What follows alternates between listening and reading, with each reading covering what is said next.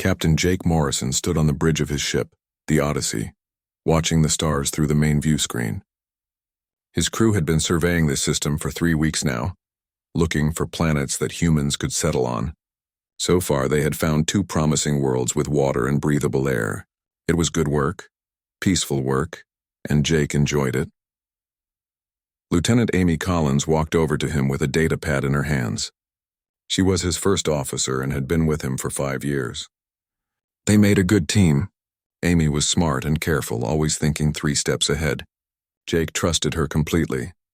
"Captain, we're getting some strange readings," Amy said, her voice concerned. "There are massive energy signatures approaching our position. 5 of them. They're big, sir. Really big." Jake frowned and moved to the sensor station. Chief Engineer Henry Blake was already there, studying the data. Henry had seen more space combat than anyone else on the ship, having served in the border conflicts 10 years ago. If Henry looked worried, Jake knew there was reason to worry. "Those aren't human ships," Henry said quietly. "The energy output is off the charts. I've never seen anything like this." Before Jake could respond, 5 enormous vessels appeared on the view screen. They were huge, each one at least 10 times the size of the Odyssey. The ships were beautiful in a terrifying way, with smooth curves and glowing sections that pulsed with blue light. They moved with grace that seemed impossible for objects so large. The Odyssey's communication system suddenly activated on its own. Lisa Graham, the communications officer, looked up in surprise. "Sir, they're forcing a connection. I didn't accept the transmission, but they're coming through anyway." A holographic image appeared in the center of the bridge. The being that materialized was humanoid, but clearly not human.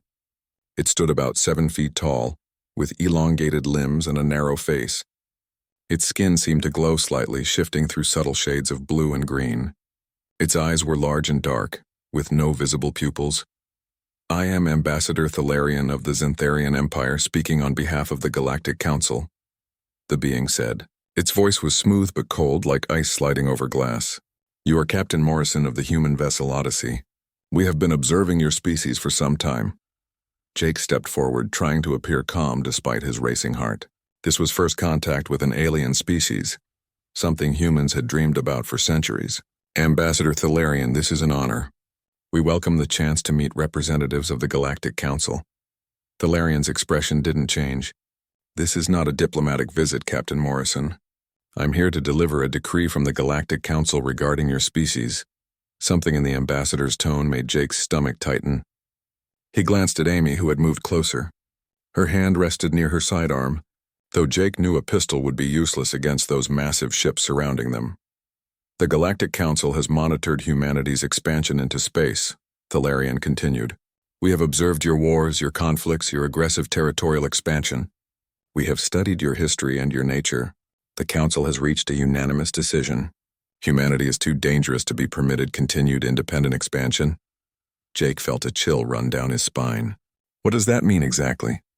"It means, Captain Morrison, that humanity is hereby declared a subject species under Council jurisdiction. All human colonies will accept Council oversight. All military vessels will be decommissioned immediately. All expansion beyond your current territory must cease. You will be permitted limited autonomy under strict supervision. Council peacekeepers will be stationed throughout human space to ensure compliance." The bridge fell silent. Jake could hear his own heartbeat pounding in his ears. Around him, his crew stood frozen in shock. Finally, Jake found his voice. "Ambassador, I don't have the authority to accept such terms on behalf of humanity. You need to speak with Earth's government." "This is not a negotiation," Thalarian said, his tone suggesting he found Jake's response amusing. "The decision has been made. This same message is being delivered to every major human settlement at this moment. The Council expects full compliance within 30 days. Resistance will be met with overwhelming force." The holographic image vanished. The 5 alien vessels remained in position for another minute, as if to emphasize their power, then jumped away in flashes of brilliant light. The Odyssey was alone again in the darkness of space. For a long moment, nobody spoke. Then Amy broke the silence. "Captain, what do we do?" Jake took a deep breath, forcing himself to think clearly.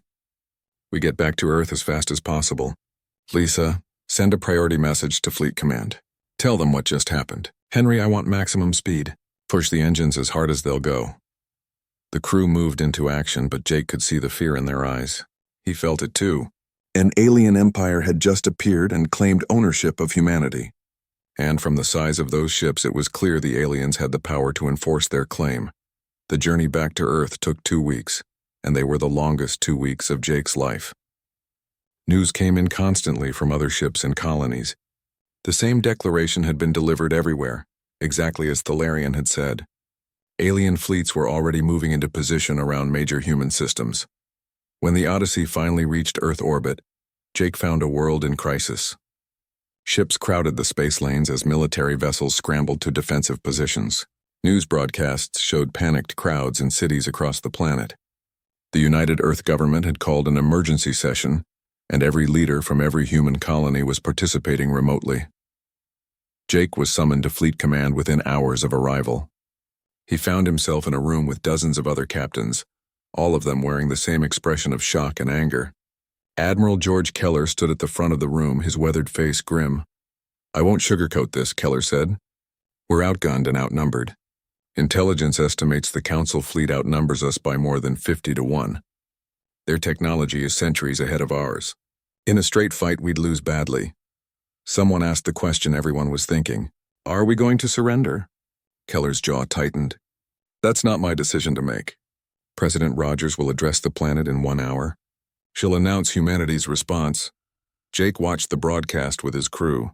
President Helen Rogers appeared on every screen across human space. She looked tired but determined. Her words were simple and direct. "My fellow humans," she began, "you all know by now what has happened. An alien empire has appeared and demanded our submission.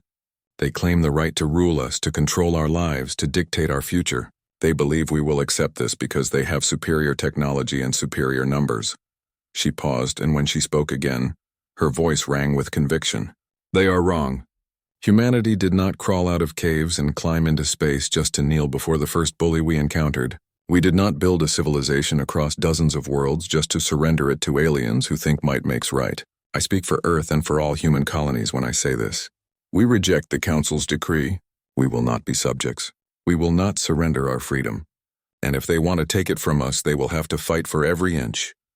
The broadcast ended. For a moment, silence filled the Odyssey's bridge. Then Henry Blake started clapping. Amy joined him, then Lisa, then the rest of the crew. Jake felt something swell in his chest, a mixture of pride and fear and determination. They were going to war with an empire that could crush them. The odds were impossible. But Jake knew, as he looked at the faces of his crew, that humanity would rather die fighting than live on its knees. The Galactic Council had made a terrible mistake. They thought declaring human subjects would be the end of the problem. Instead, it was just the beginning. The Council fleet arrived at Proxima 3 days after President Rogers declared humanity's defiance. Commodore Victor Hayes watched them come. 20 human warships against more than 100 alien vessels. The odds were terrible, but Hayes had his orders. Make them pay for every inch of space they take. Hayes had been in space combat before during the colonial disputes a decade ago. He knew what happened when ships died. He knew the screams that came over the comm channels when hulls breached and atmosphere vented into the void. He knew that many of his people wouldn't see tomorrow. But he also knew that someone had to stand and fight, or humanity would lose without ever throwing a punch. The Council ships moved into formation with mechanical precision. They arranged themselves in neat rows, maintaining perfect spacing. It was beautiful and intimidating at the same time. Hayes ordered his ships to spread out, to give the aliens more targets to track. His fleet looked ragged and disorganized compared to the Council's perfect lines, but that was fine. Hayes wasn't trying to look impressive. He was trying to survive. The battle started exactly as the Council expected. Their energy weapons sliced through human shields like paper. Human return fire bounced off Council armor without leaving a scratch. Within 30 minutes, 4 human ships were gone, reduced to expanding clouds of debris and frozen bodies. The remaining 16 scattered, trying desperately to find some way to hurt the enemy. Captain Ryan Foster commanded the destroyer Vigilant, one of the smaller ships in Hayes's fleet. He watched his weapons fire splash harmlessly against a Council cruiser's shields. His tactical officer reported that their missiles couldn't even get close before being shot down. They were losing and losing badly. "Captain, we can't hurt them like this," his weapons officer said, her voice tight with frustration. "We need to try something different." Foster stared at the Council ship on his screen. It sat there, confident and untouchable, methodically destroying human vessels one by one. An idea formed in his mind, crazy and desperate. How close would we need to get for our weapons to work? Point blank, sir. Maybe within 100 meters. But we'd never survive getting that close. What if we don't use weapons? Foster said slowly. What if we use our engines? Understanding dawned on the weapons officer's face. The Vigilance fusion engines put out incredible heat and radiation when firing at full power. If they could get close enough, they could blast a council ship with their own exhaust. Foster didn't give himself time to think about how insane the plan was. All power to engines. Full thrust, straight at that cruiser. The Vigilant leaped forward, accelerating directly toward the council ship. The enemy seemed confused by the maneuver, as if they couldn't believe a human vessel would deliberately close to knife-fighting range. They opened fire, but Foster threw his ship into a wild corkscrew pattern, making himself a harder target. The gap closed terrifyingly fast. 50 meters, 40, 30. At the last possible second, Foster fired his maneuvering thrusters at full power, spinning the Vigilant around. The main engines pointed directly at the council cruiser, close enough that Foster could see the alien hull plating through his view screen. Maximum thrust now. The Vigilant's engines blazed at full power, pouring fusion fire directly onto the council ship's shields. The shields held for maybe 3 seconds, glowing brighter and brighter as they tried to dissipate the incredible energy being pumped into them. Then they failed with a brilliant flash. The engine exhaust struck the alien hull directly, melting armor plating and burning deep into the ship's interior. Foster cut the engines and used every thruster he had to get clear. Behind him, the council cruiser drifted, huge sections of its hull glowing red-hot.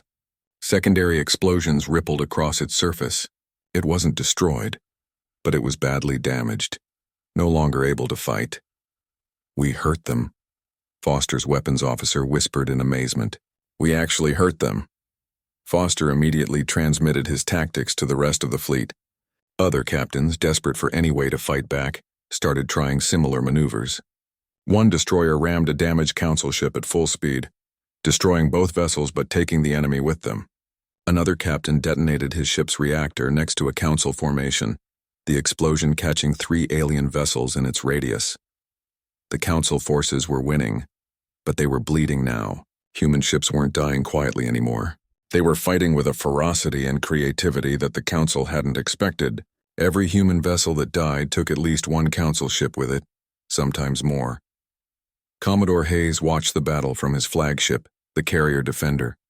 He knew they were still losing. His fleet was down to 8 ships now, and they couldn't hold much longer. But they'd proven something important. Humans could hurt the council. The aliens weren't invincible. All ships, this is Hayes, he transmitted on the fleet channel. We're falling back to the colony. Cover the evacuation transports.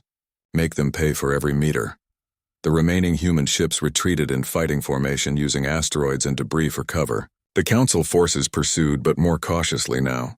They'd learned to respect the cornered humans and their willingness to trade their lives for enemy kills. By the time the last evacuation transport jumped away, Hayes had only 3 ships left. The council had achieved their objective and secured the system, but they'd lost 12 vessels doing it. Another 30 ships had suffered damage. For a council fleet that expected 0 casualties, the cost was shocking. On the council flagship, Ambassador Thalarian reviewed the battle reports with growing concern. The humans had been defeated, yes, but the victory felt hollow. His military advisors assured him that human resistance would collapse once they suffered a few more defeats like this. Thalarian wasn't so sure. The humans had fought with desperate courage, finding ways to hurt a technologically superior enemy through sheer determination and tactical creativity. Back on Earth, Admiral Keller gathered his tactical staff to analyze every second of the battle. The recordings had been transmitted in real time, and now hundreds of military analysts were studying them. Lieutenant Commander Dana West, Keller's best tactical officer, presented her findings. The Council fights by the book, Dana explained, highlighting sections of the battle on a large screen. They have established doctrines that have worked for them for centuries. Perfect formations, coordinated fire, overwhelming force applied methodically. That's good for them, someone said. They're experienced and disciplined. It's also a weakness, Dana replied. They expect their enemies to fight the same way. They expect rational opponents who value their ships and their lives. But our people aren't fighting rationally. They're fighting desperately, and that makes them unpredictable. She pulled up footage of Foster's engine attack. No council commander would ever consider this tactic because it's too dangerous, too risky. But Foster did it because he had nothing to lose, and it worked. Admiral Keller studied the screen thoughtfully, so we use their expectations against them. We do things they would never do. We take risks they consider insane. Exactly, sir. The council has superior technology and numbers, but we have desperation and creativity. Those are weapons too. Keller nodded slowly. Get me Foster. If he survived, I want him training other captains in these tactics. And Dana, I need you to think of every crazy, desperate, and unpredictable thing a human might do in combat. We're going to make the council regret ever picking this fight. In space, Captain Foster and the Vigilant limped toward a repair station.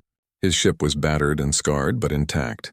Foster's crew worked to patch the worst of the damage, their spirits higher than they had any right to be after such a brutal battle.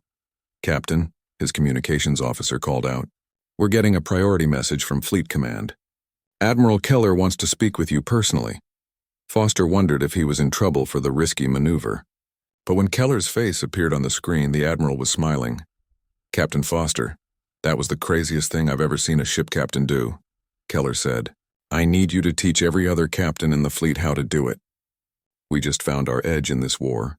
We're going to fight dirty, fight desperate, and fight in ways the council can't predict, and you're going to show us how.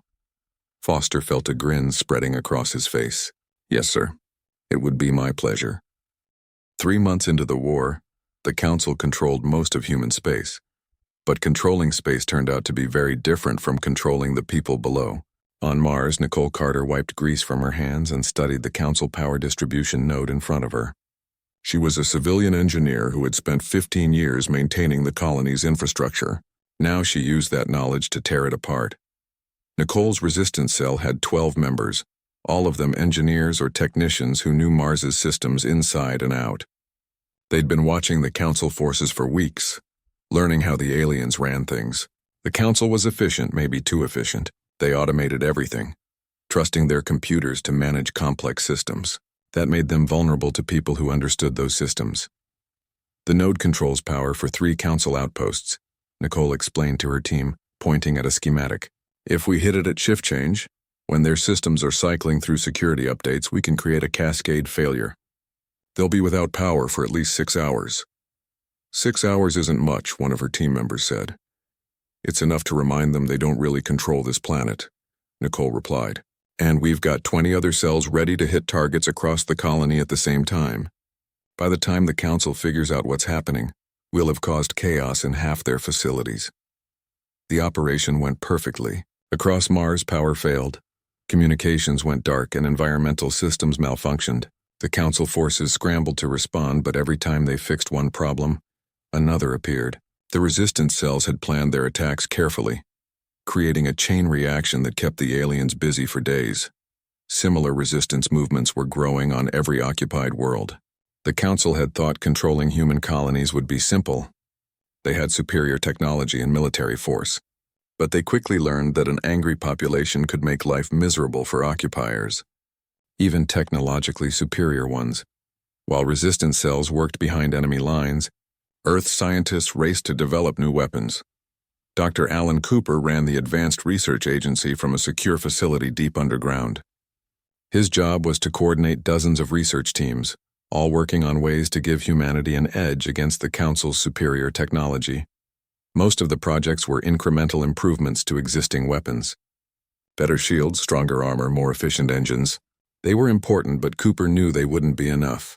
Humanity needed something revolutionary, something the Council wouldn't expect. Dr. Karen Price had been working in an isolated lab for 2 months, barely sleeping, barely eating. Before the war, she'd been studying exotic matter and spatial physics, theoretical work that most people thought was useless. Now Cooper had given her unlimited resources and told her to find a practical application. Karen burst into Cooper's office one morning, her eyes red from exhaustion but bright with excitement. "I think I've found something," she said, spreading papers across his desk. The Council's shields and weapons all rely on stable dimensional frameworks. They create pockets of modified spacetime that deflect or absorb energy. Okay, Cooper said, trying to follow her explanation. How does that help us? What if we don't try to overcome their shields with more power? What if we just destabilize them? Karen pulled out a simulation. I can create compressed spatial fields that deliberately introduce instabilities into their dimensional frameworks. Their shields won't just fail. They'll collapse catastrophically. The energy they're containing will have nowhere to go except into their own ships. Cooper stared at the simulation, watching Council ship shields implode in the computer model. How fast can you build a working prototype? Give me 2 weeks and I'll have something we can test. You've got 1 week. I'll get you whatever resources you need. 6 days later, Captain Greg Wallace received orders to report to a classified facility. Wallace commanded the heavy cruiser Defiant, one of the few capital ships to survive the war's early battles. He'd earned a reputation as a careful tactician who brought his crew home alive. Dr. Cooper met Wallace at the facility and walked him to a secure hangar. Captain, we've developed a new weapon. We're calling it a spatial disruptor. We need you to test it in actual combat. Wallace looked at the device being loaded onto his ship. It didn't look like much, just a collection of coils and power conduits. What exactly does it do? Dr. Price stepped forward to explain. It creates spatial instabilities that cause Council shields to collapse. In our simulations, the effect is extremely destructive. But simulations aren't reality. We need to see if it works against actual Council vessels. And if it doesn't work, Wallace asked. Then you run like hell, Cooper said bluntly. But if it does work, Captain, this could change everything. 2 days later, Wallace took the Defiant into the Belt asteroid field, where intelligence had spotted a Council patrol. 4 Council ships were surveying the area, looking for hidden human bases. They were perfect targets, isolated and unaware of what was coming. Wallace positioned his ship behind a large asteroid, using it for cover. His crew was tense, waiting to see if the new weapon would work or if they'd just painted a target on themselves. Council ships are in range, his tactical officer reported. They've detected us. They're powering weapons. Activate the disruptor, Wallace ordered. For a moment, nothing seemed to happen. Then Wallace's sensors went crazy. The Council ship's shields began fluctuating wildly, glowing brighter and brighter. One ship's shields collapsed inward, and Wallace watched in amazement as the vessel literally crushed itself, the shield's energy turning inward with devastating effect. 2 more ships suffered the same fate within seconds. The 4th Council ship managed to shut down its shields before they failed, but without protection, it was vulnerable. Wallace's conventional weapons tore through its armor like paper. Within minutes, all 4 enemy vessels were destroyed or disabled. Wallace's crew sat in stunned silence. Finally, his tactical officer spoke. Sir, did we just win a fight against the Council without taking a single hit? Transmit all sensor data back to command, Wallace said, unable to keep the excitement from his voice. And get ready to do it again. I think we just found our edge. News of the disruptor spread quickly through human military channels. President Rogers saw the recordings of Wallace's attack and immediately authorized mass production. Within weeks, hundreds of ships were being fitted with the new weapons. Rogers used the victory for maximum propaganda effect. She broadcast the footage across the galaxy, making sure every species under Council control could see it. Her message was simple. The Council wasn't invincible. Humans had found a way to fight back, and they were getting stronger every day. The message had ripple effects Rogers hadn't fully anticipated. Other species under Council rule started questioning their own subjugation. If humans could resist, why couldn't they? Small acts of defiance began occurring across Council space. Nothing major yet, but enough to worry Council administrators. On the Council flagship, Ambassador Thalarian read the reports with growing alarm. The war was supposed to be over by now. Humans were supposed to have surrendered after seeing the futility of resistance. Instead, they were fighting harder than ever, and they'd developed a weapon that could actually threaten Council ships. Worse, the human resistance was inspiring others. Thalarian had spent decades maintaining the Council's grip on subject species.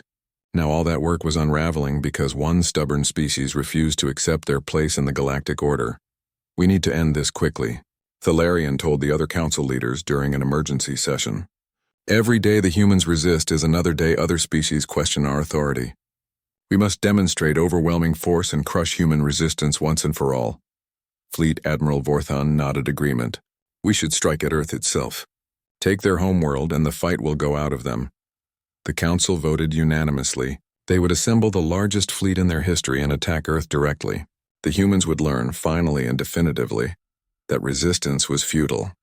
The warning came 3 days before the Council fleet arrived at Earth. Deep space sensors detected the massive armada while it was still beyond the outer planets. Admiral Keller stood in Fleet Command headquarters, watching the tactical display as more and more enemy contacts appeared on the screen. The numbers kept climbing. 1,000 ships, 1,500, 2,000. Finally, the count stabilized at 2,300 Council vessels. Keller's entire defense force numbered 280 ships, and that included every vessel that could still fly after months of brutal warfare. The odds were worse than 8 to 1. Even with the spatial disruptors, even with the creative tactics human crews had developed, those numbers were overwhelming. President Rogers joined Keller in the command center. She looked tired, older than she had at the war's beginning. Leading humanity through an impossible war had taken its toll, but her eyes were still fierce with determination. "Can we win?" she asked quietly. Keller wanted to lie to give her hope. But he owed her the truth. "No, Madam President. Not against those numbers.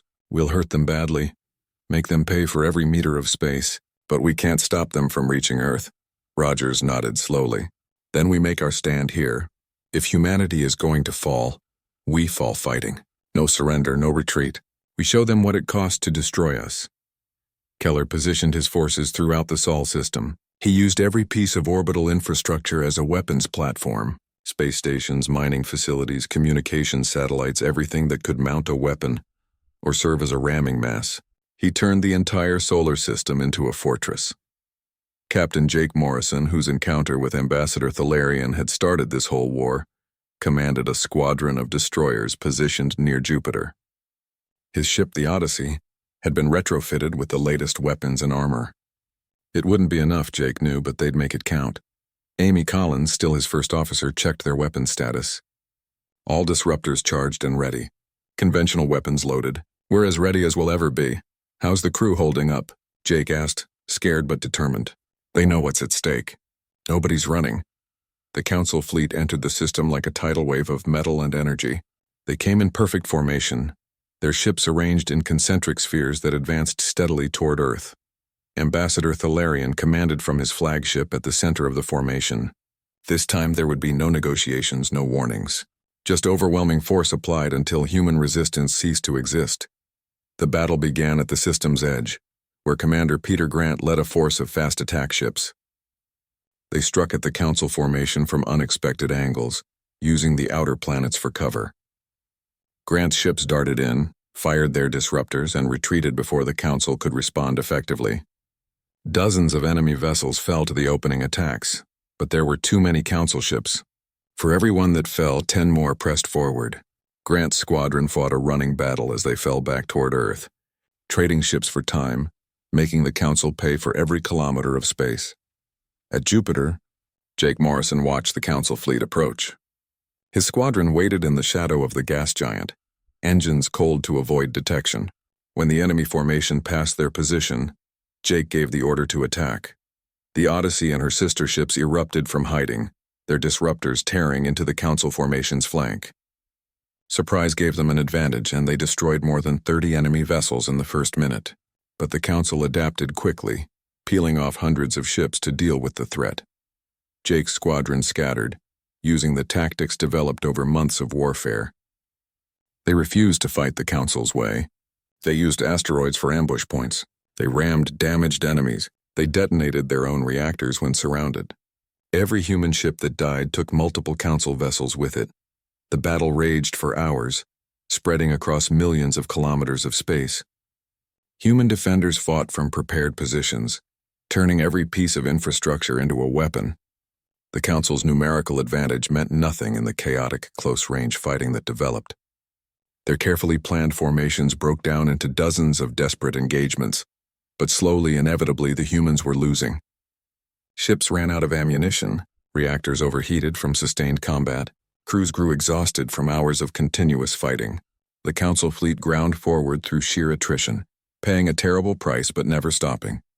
On Earth, billions of people watched the battle unfold. They saw the flashes of dying ships, human and alien both. They heard the desperate transmissions from crews who knew they were about to die. And they waited, knowing that when the orbital defenses fell, the planet itself would be next. Admiral Keller watched the tactical display with a heavy heart. He'd lost more than half his fleet, and the Council was still coming. In another hour, maybe two, they'd reach Earth. He prepared to give the order for ground forces to prepare for invasion. It felt like admitting defeat, but he had no choice. Then something impossible happened. New contacts began appearing on sensors throughout the Sol system. At first, Keller thought it was a sensor malfunction. Ships were emerging from hyperspace by the hundreds, then by the thousands. But these weren't Council reinforcements.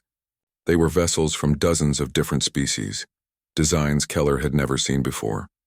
A transmission came through on all frequencies. The speaker was an alien, but not a Council member. Human defenders, this is Commander Sareth of the Valerian Republic. We have come to stand with you against the Council. You inspired us to seek our own freedom. Now we fight alongside you. More transmissions followed, species after species announcing their presence. They were all former Council subjects, populations who had been subjugated just like the Council had tried to subjugate humanity. The human resistance had inspired them, shown them that the Council could be fought. Now they'd brought their own fleets to join the battle. The coalition fleet numbered more than 3,000 ships. They fell on the Council formation from every direction, their weapons blazing. The Council fleet, already battered by human defenders and outnumbered by the sudden arrival, found itself caught in a devastating crossfire. On his flagship, Ambassador Thalarian stared at the tactical display in horror. This wasn't supposed to happen. The subject species were supposed to be pacified, controllable, but here they were, united against the Council, fighting with the same desperate courage the humans had shown. All ships, fighting retreat, Thalarian ordered, his voice hollow. Fall back to the outer system, but retreating was easier ordered than done. The coalition forces pressed their advantage, hunting down Council ships that tried to escape. The Council fleet that had come to crush humanity was being destroyed, scattered, broken. Jake Morrison watched from the Odyssey as Council ships fled past his position. His crew was exhausted, his ship barely operational, but they'd survived. More than that, they'd won. Against impossible odds, Earth had survived. Captain, Amy said softly, we're getting stand-down orders from Fleet Command. The battle is over. We won. Jake slumped in his command chair, exhaustion finally catching up with him. Around the bridge, his crew celebrated, laughing and crying at the same time. They'd faced annihilation and survived. More than that, they'd changed the galaxy. In Fleet Command, Admiral Keller watched the Council fleet retreat. The tactical display showed carnage on an unprecedented scale. More than 1,000 Council ships destroyed, hundreds more damaged. The vaunted Council armada had been shattered. President Rogers stood beside him, tears streaming down her face. We did it, she whispered. We actually did it. Not alone, Keller replied, gesturing at the coalition ships still arriving in the system. They came because we showed them it was possible. We started something bigger than just our own survival. Representatives from the coalition species began requesting permission to approach Earth. They wanted to meet with human leaders, to coordinate their resistance against the Council, to build something new from the ashes of the old order. The war wasn't over. Not completely. The Council still had forces, still controlled territory, but the balance of power had shifted. The Council's authority, built on thousands of years of unopposed dominance, had been broken by one stubborn species that refused to kneel. And that refusal had sparked a fire that was spreading across the galaxy. 2 weeks after the Battle of Sol, representatives from 43 different species gathered in orbit around Earth. They came from across Council space, each one representing a population that had lived under Council rule for decades or centuries. Some had sent military commanders, others sent political leaders. All of them shared one thing in common: they wanted freedom. President Rogers hosted the meeting on a hastily converted space station. The facility had been a military outpost during the war, but now it served as a conference center. Engineers worked around the clock to accommodate the different species, installing appropriate atmosphere controls and gravity settings for each delegation. Rogers walked into the main conference chamber and felt overwhelmed by the sheer diversity present. There were species with fur, scales, and exoskeletons. Some breathed oxygen like humans. Others required special environmental suits. Some communicated through sound, others through light patterns or electrical signals. Translation software struggled to keep up with the dozens of languages being spoken simultaneously. Commander Sareth of the Valerian Republic approached Rogers. The Valerians were tall and thin, with 4 arms and skin that shimmered like oil on water. Sareth had been the first to arrive during the battle, and his ships had fought alongside human forces with fierce determination. "President Rogers, on behalf of my people, I want to thank you," Sareth said through his translator. "You showed us that resistance was possible. For 200 years, we accepted council rule because we thought we had no choice. You proved we were wrong. We couldn't have won without your help," Rogers replied honestly. "When your ships arrived, we were losing. You saved us as much as we inspired you." The conference lasted 3 days. The species present had different goals, different needs, and sometimes conflicting interests. But they all agreed on one fundamental principle: the old council system, where a few powerful species ruled over hundreds of subject populations, had to end. What would replace it remained the subject of intense debate. Some species wanted complete independence, no galactic government at all. Others recognized the need for cooperation on issues like defense and trade. Humans, having just fought a desperate war, understood both perspectives. They'd fought for independence but had learned the value of allies. On the 3rd day, a message arrived from the Galactic Council. Not from Ambassador Thalarian, who had disappeared after the battle's defeat. The message came from Envoy Sarathian, a member of the Council who had quietly argued against the war with humanity. Sarathian appeared as a hologram in the conference chamber. He was humanoid, with pale blue skin and large eyes that seemed genuinely sad. When he spoke, his voice carried none of Thalarian's arrogance. "I come before you not as a conqueror but as a petitioner," Sarathian said. "The Galactic Council recognizes that the old order has failed. Our attempt to subjugate humanity was wrong, and it has cost us dearly.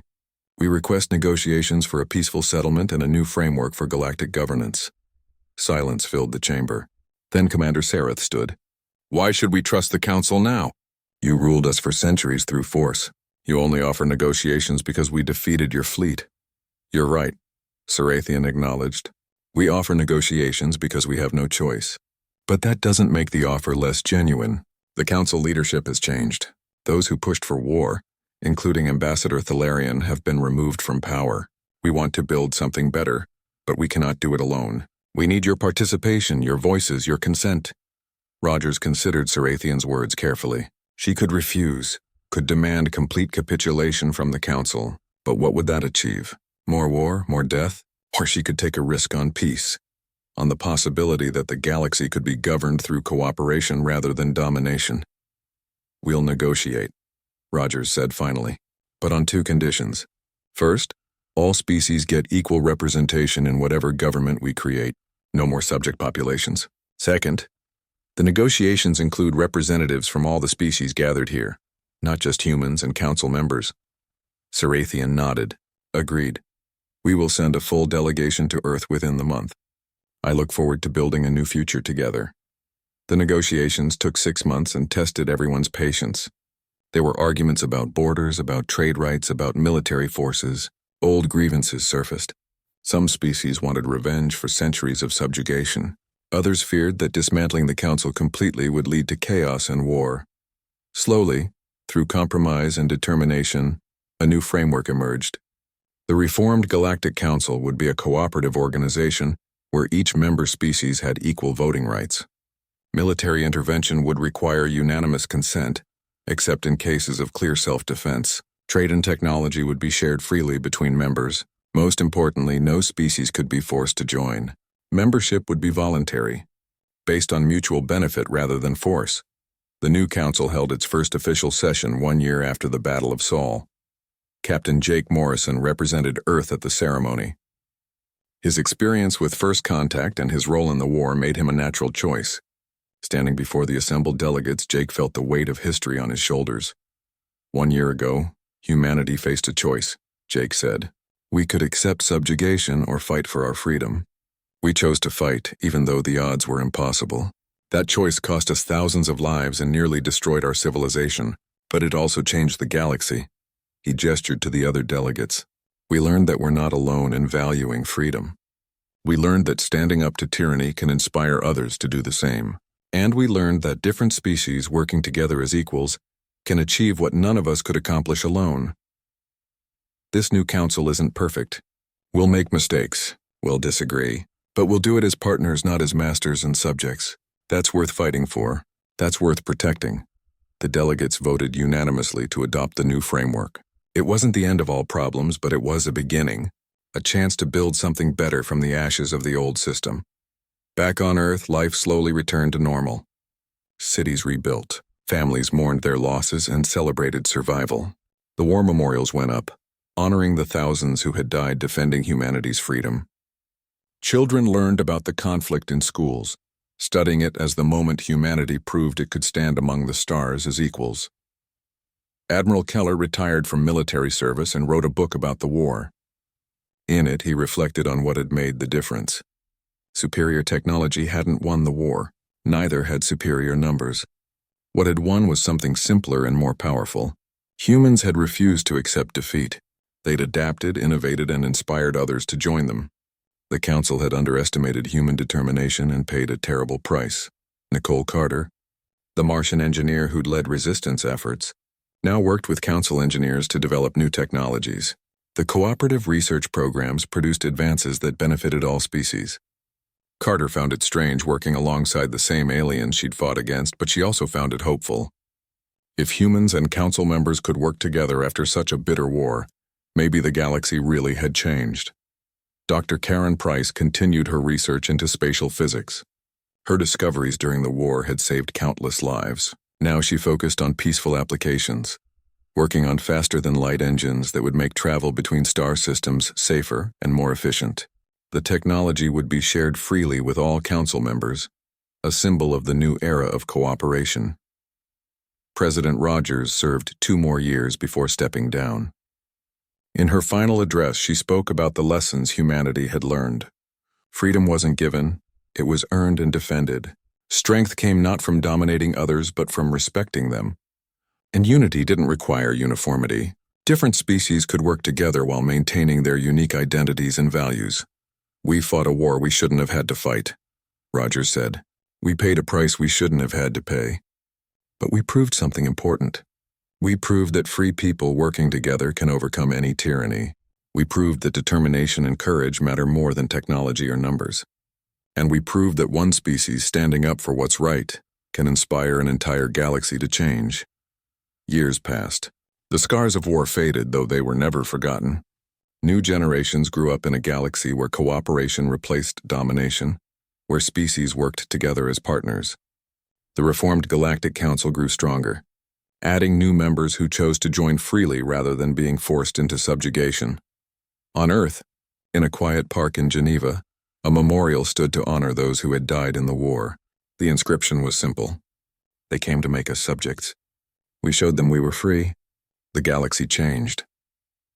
Ambassador Thalarian, the Xantharian who had delivered the Council's original decree, lived in quiet exile on a remote world. He'd lost everything: his position, his influence, his legacy. In the evenings, he would sometimes look up at the stars and think about humanity.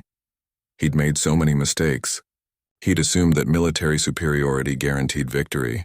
He'd failed to account for human creativity, human determination, and human ability to inspire others. Most of all, he'd failed to understand that freedom was worth any sacrifice to those who valued it.